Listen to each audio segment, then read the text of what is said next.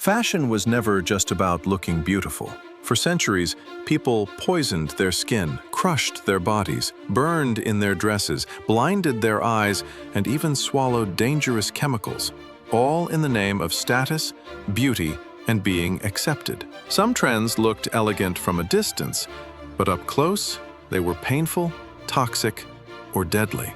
This is the dark history of fashion, where beauty did not just cost money.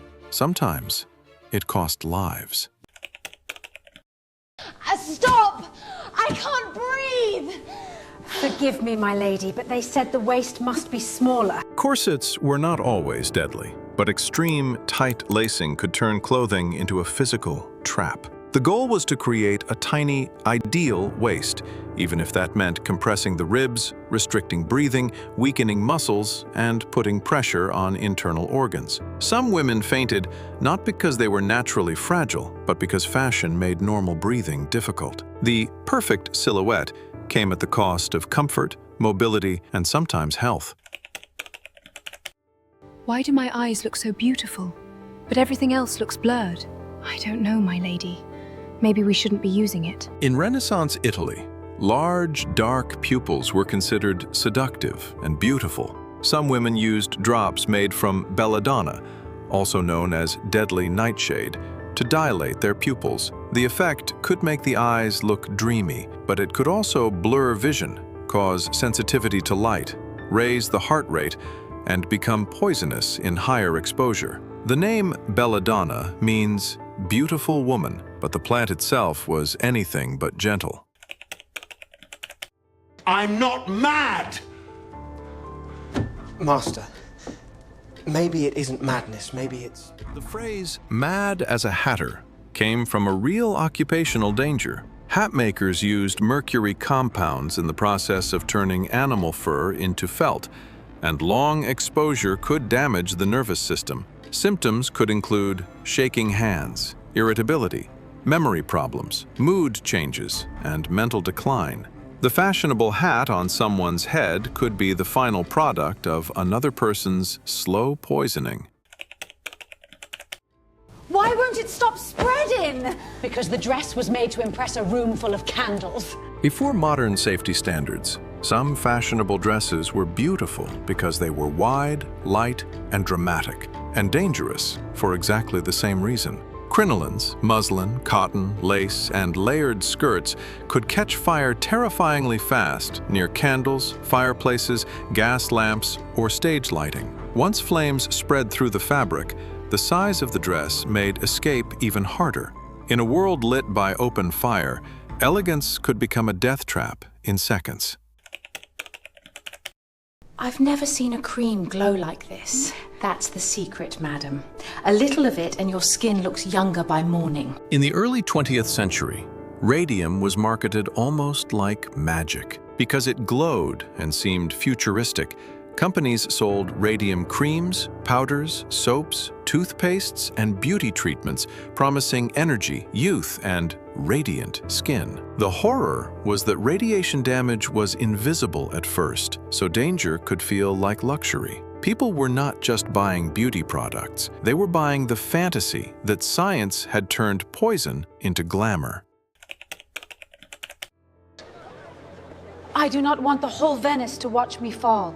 My lady, that is the price of looking richer than everyone else. Chopins were extremely high platform shoes worn by wealthy women, especially in Renaissance Venice. Some were so tall that walking in them was difficult without servants or attendants for support. Their height was not only about beauty, it also displayed status, because taller shoes required longer, more expensive dresses to cover them. The message was simple: the richer you were, the less practical your body was allowed to be. Your Majesty, they say you look like you posed in your private dress. Then France is not angry at the dress. It is angry that a queen looked human. They expected silk, jewels, and power, not a queen dressed like a woman at home. Then paint me again, but remember this: the scandal is already outside the palace. In 1783, Marie Antoinette shocked France by appearing in a portrait wearing a simple white muslin dress called a gaule. Today it may look harmless, but at the time, It seemed far too casual, private, and intimate for a queen. Critics thought she looked like she was posing in underwear instead of royal clothing. The scandal was so intense that the portrait had to be replaced with a more formal version. It is only a strap. No, madam. In Paris, 1 inch of bare shoulder can destroy a reputation. In 1884, John Singer Sargent painted a society woman in a black dress with one shoulder strap slipping down. That tiny detail caused a huge scandal because it suggested sexual confidence, carelessness, and public intimacy all at once. Viewers were horrified by something that looks almost normal today.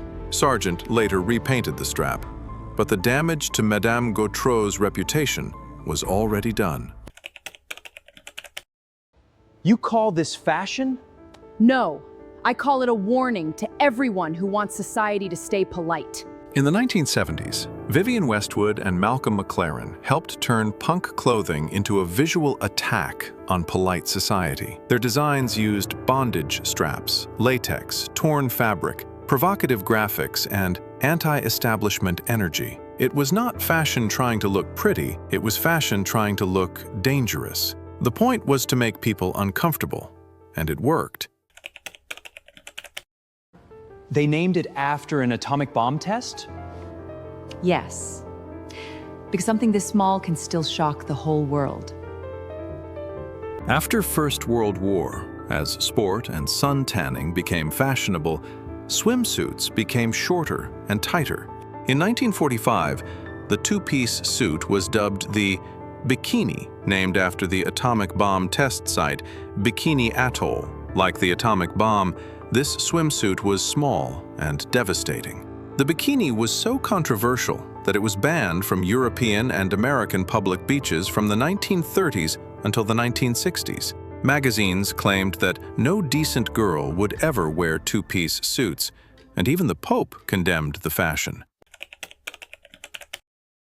Why does my wig keep moving? Because, my lady, fashion is not the only thing living in it.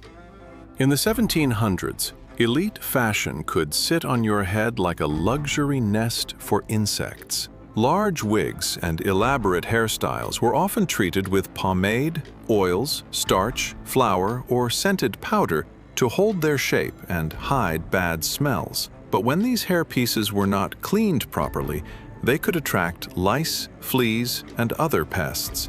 High society looked polished from a distance, but up close, fashion could crawl. Why can't I take a proper step in this thing? Because, my lady, fashion often demands a little sacrifice. This is absurd.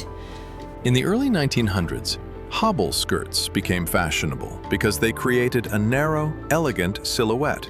But the hem was so tight that it limited the wearer's stride, making normal walking, climbing stairs, or escaping danger much harder. Newspapers mocked them as speed limit skirts, but the joke had a dark side. Women could trip, fall, or fail to move quickly in emergencies. Fashion had literally tied their legs together. They said these pills would help me fit into the dress. Madam, these pills aren't helping you lose weight. They're putting dangerous stress on your body. Fashion has never only been about clothing. It has also been about the body forced to fit the clothing. In the 1930s, dinitrophenol, or DNP, was used as a weight loss drug because it made the body burn energy faster. But it could also cause dangerous overheating, organ failure, and death. The promise was a smaller body. The reality was that some people were being chemically cooked from the inside. Everyone is staring at the color of my dress. They should be careful. This green leaves dust on everything it touches. In the 1800s, one of the most fashionable colors in Europe could slowly poison you. Brilliant green dresses, gloves, artificial flowers, wallpapers, and decorations were sometimes colored with arsenic-based pigments like Sheila's green or Paris green. The danger was not always dramatic at first. Sweat, dust, and repeated contact could release toxic particles onto the skin or into the air. Beauty did not just hide danger, it wore poison in plain sight. Hay say a pale face proves I was born above the sun. Then why does the powder that makes you beautiful keep destroying what it covers? For centuries, pale skin was treated as proof that you were wealthy enough to avoid outdoor labor. To achieve that look, people used lead-based makeup, such as Venetian ceruse, a mixture associated with white lead and vinegar. It created the desired ghostly complexion, but it could also damage the skin, teeth, hair, nerves, and internal organs. The cruel irony was that the more the makeup ruined the face, the more makeup people needed to cover the damage.